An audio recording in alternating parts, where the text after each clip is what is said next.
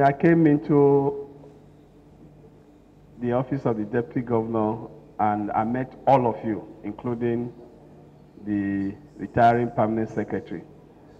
And customarily, you want to observe everybody before you know what to do. And I remember the HOS came and asked, after 1 week, Oga, how do you want it? You want reshuffle, or you want to leave all the principal officers, or who do you want to change in your office? And I told her, I said, well, I don't think I need to change anybody.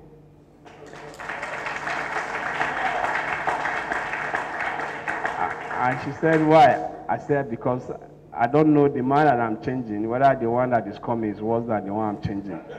So as far as I'm concerned, I can manage everybody. So leave everybody the way I met them. And that was how we started. And as we move on, I discover he has some great talent and very calm, calculative. He's also ever smiling and is never under pressure.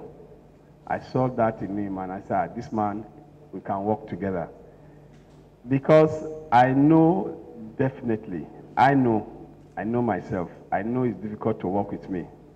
I know. I've had all the encomium and everything. They are not telling the truth. Too. Those that are working with me, they know it's difficult to work with me, and I know it's difficult to work with me. You know why? Because I like everything to be precise. I like everything that I do must be on point. And I have eyes for details. And because I have eyes for detail, what you think I'm not seeing, I've seen more than that. I have eyes for that. I have that gift. Some say I have eyes behind, I have eyes by the side, but for me, I know I just have 2 eyes. But I have this quality of knowing what is happening. And if I give you an assignment, where we have it, where we have problems if the assignment is not done. I don't take no excuse. So when it's difficult to work with me, I know. Because it's better you don't even come back with the work and just go than for you to come with excuse, because I won't take excuse. So for us to have connected very well, and even when there was another chance to change, I insisted, don't change my own, leave my own like that.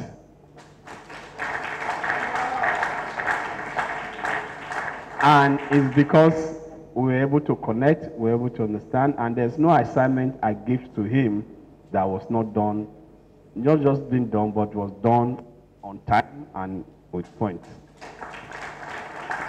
So when he told me he was retiring first, I like, no, you are too young to retire. I said, no, you are. Looking at him, I said, is it that your look is deceptive? And he told me why he has to retire. And I said, well, for me, he's retiring today, but he's not tired. And I think we need people like him to continue in the system. It may not be as a civil servant, but in other capacity. Because the truth is, Mr. Governor, if there's anything Mr. Governor is investing in Edo State today, is human capacity and skill.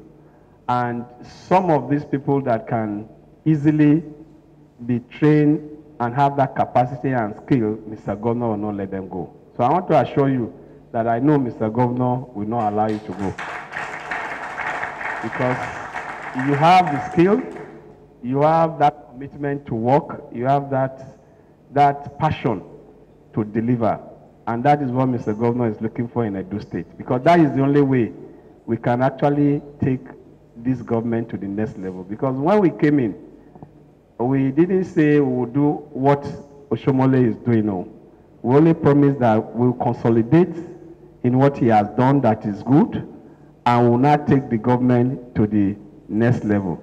And that is what my governor is doing right now. And in doing it, we need all of you to not only have skills, but to have passion for the job. And our peers have that passion for the job. And that is why I'm very convinced that he's retiring, but he's not tired. And I know very soon he will still be serving our state.